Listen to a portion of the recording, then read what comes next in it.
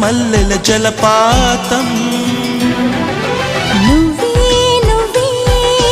అంటూ నా ప్రాణం పదే పదే పిలిచే ఈ గానం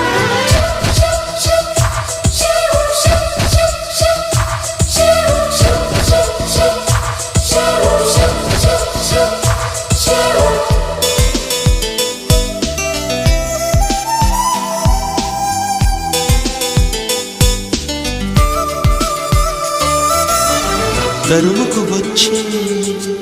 తీయని భావం ప్రేమో ఏమో ఎలా చెప్పడం